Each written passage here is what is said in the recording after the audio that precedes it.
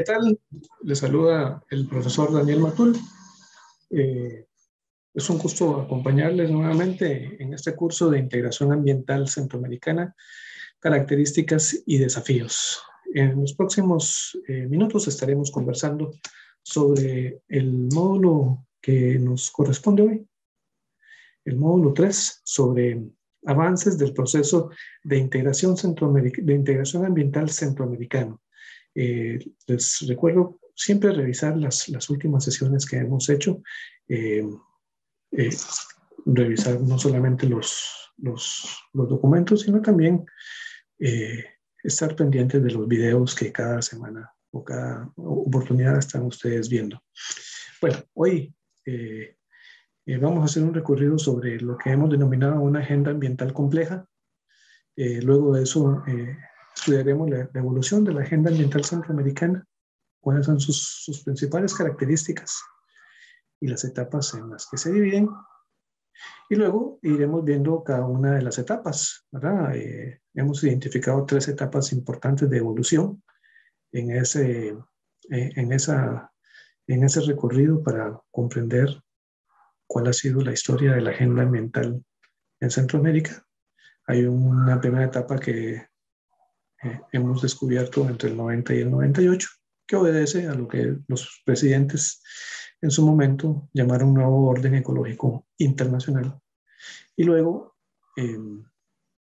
una segunda etapa que se ejecuta o se realiza o se desarrolla entre 1999 y el 2009, una agenda vinculada a la reducción de la vulnerabilidad y los desastres. Y finalmente la agenda contemporánea, que está orientada básicamente por temas como el cambio climático y la gestión del recurso hídrico en un periodo que va entre el 2009 y el 2020.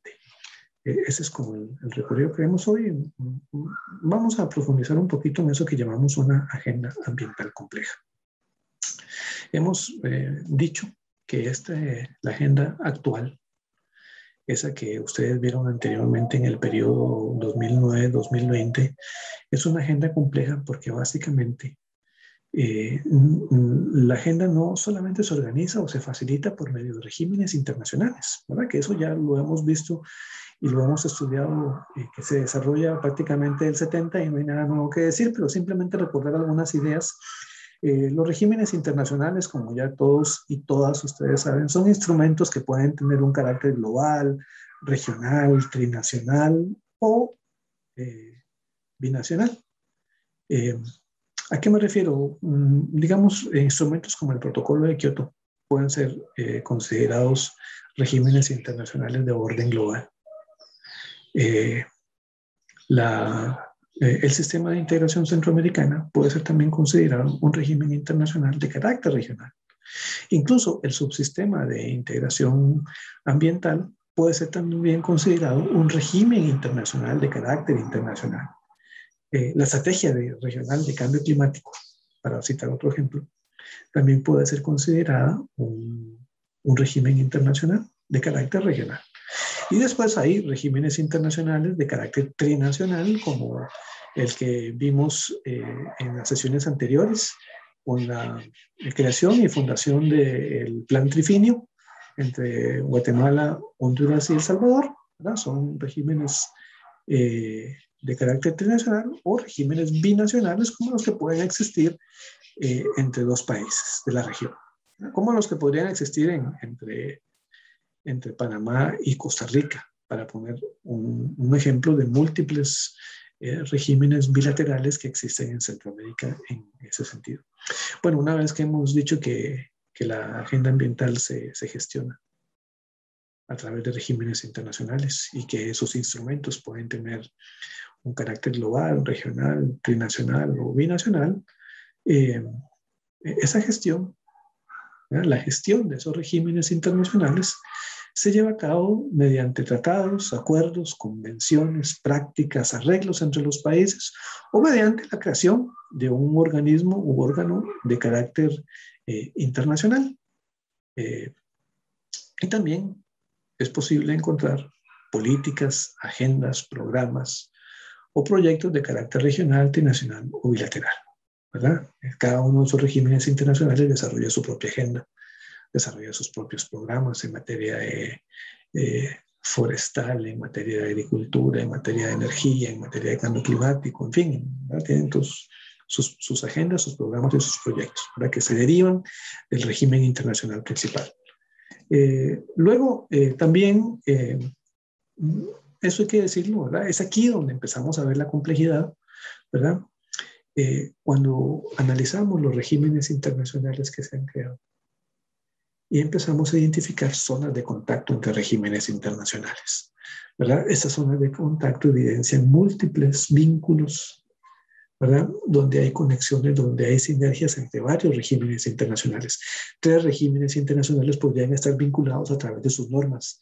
Y las instituciones que operan en esos 3 regímenes internacionales, para poner un ejemplo, pueden ser 2, pueden ser 3, pueden ser más regímenes internacionales, pueden estar vinculados, su institucionalidad pueden estar vinculados a través de su normativa.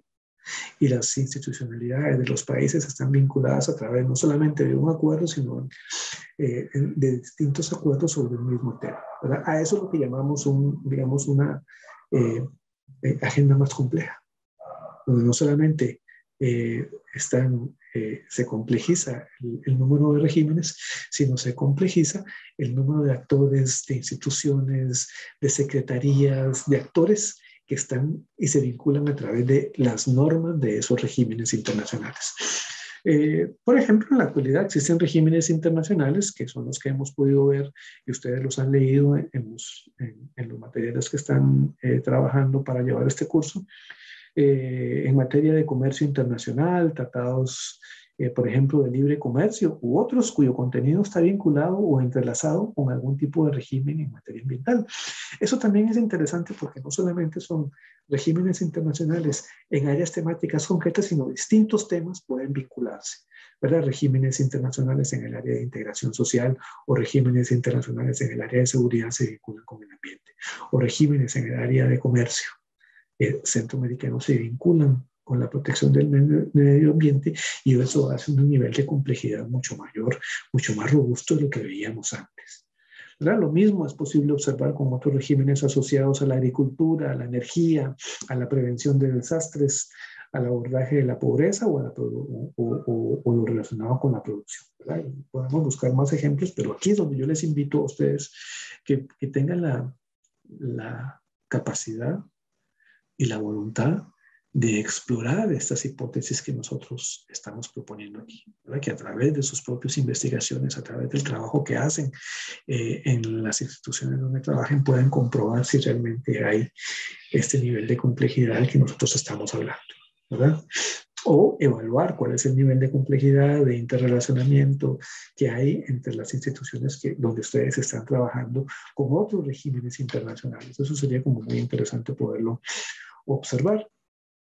Y hay otra serie de factores importantes que se suman a esto, ¿verdad? Que abonan a que esto sea así, que además son factores del contexto, ¿verdad? Es un contexto donde Centroamérica ha experimentado una renovación a toda su institucionalidad, particularmente del 2004 al 2009, donde se llevó a cabo una reforma muy importante del sistema de integración. Lo vimos en el capítulo anterior, ¿verdad? Y donde se priorizaron, ¿verdad? Donde se priorizó el desarrollo sostenible como uno de los principales problemas que los países, que los estados de la integración tienen que abordar de manera conjunta. Además de esto, para poder abordar de manera conjunta, el sistema de integración ha puesto en marcha el plan plurianual y la definición de las prioridades de política en el subsistema ambiental, ¿verdad? Que son las siguientes, si las voy a enumerar. En primer lugar está la Estrategia Regional Agroambiental y de Salud, la ERAS. Luego está la gestión integrada de los recursos hídricos como un tema también prioritario, la Estrategia Regional de Cambio Climático y la gestión integrada del riesgo y compras públicas sustentables son los temas prioritarios en esto y que además muestran algunos resultados interesantes. Aquí es donde también les pido que tengan la posibilidad de evaluar, de llevar a cabo las investigaciones y decir, vamos a ver si lo que el profesor Matul plantea en el cuaderno y lo que el profesor Matul nos dice en el video es cierto, ¿verdad? Es decir, que existe hoy, a partir de eso que llamamos una mayor complejidad, un trabajo mucho más robusto colaborativamente, entre las instituciones que diseñan y aquellas que ejecutan las acciones. Además de eso, también sería interesante que ustedes lo constataran, si existen mejores grados de coordinación, si este nivel de complejidad genera mejores y mayores grados de coordinación y además expanden los vínculos interinstitucionales. Donde antes trabajaban 2 instituciones, ahora trabajan 5.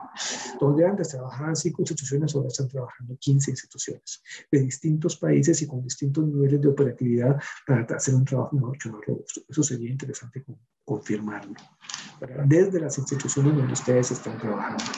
Y por supuesto existen enfoques con mayor armonía y acciones de apoyo conjunto, no solo entre las secretarías y las instituciones técnicas del sistema de integración, sino entre estas y las instituciones nacionales de cada uno de los países del sistema de integración, ¿verdad? Eso es lo que hemos observado y que lo hemos planteado. Luego, la evolución de la agenda ambiental de Centroamérica, cómo se vincula a esto, cómo hemos evolucionado hacia esto que les planteo al inicio. Bueno,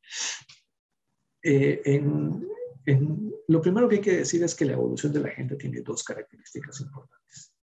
Una, que hemos evolucionado de una gestión con base en regímenes internacionales de corte sectorial hacia, ¿verdad?, una gestión con base en regímenes internacionales que tienen zonas de contacto, ¿verdad?, interrelaciones, ¿verdad?, por medio de los cuales se desarrollan conexiones, acciones sinérgicas que permiten la evolución de una agenda mucho más robusta, más compleja y más puntual, ¿verdad? Eso es como las 2 características importantes que hemos estado viendo y además 3 etapas importantes de evolución, ¿verdad? Una etapa entre 1990 y 1998, caracterizada por el nuevo orden ecológico internacional. Una segunda etapa que va entre 1999 y el 2009, que tiene como principal eje de desarrollo la reducción de la vulnerabilidad y los desastres. Y finalmente, una agenda que va entre el 2009 y el 2020, vinculada al cambio climático y la gestión del recurso hídrico. Esas son como las 3 etapas y ahora las vamos a ver rápidamente cómo se han ido evolucionando. Bueno, esa etapa, la primera etapa es una etapa de aprendizaje, de mucha creación. Creamos el Sistema de Integración Centroamericano, el SICA. Creamos toda su base jurídica, Protocolo de Guatemala, Protocolo de Tegucigalpa, ALIDES, Tratado de Integración Social, Tratado Marco de Seguridad, la base jurídica del sistema de integración, y empezamos a tener las primeras expresiones de regímenes internacionales. Menciono algunas, ¿verdad? Creamos regímenes internacionales sobre movimientos transfronterizos de desechos peligrosos, sobre conservación de los ecosistemas naturales y forestales y el desarrollo de plantaciones forestales.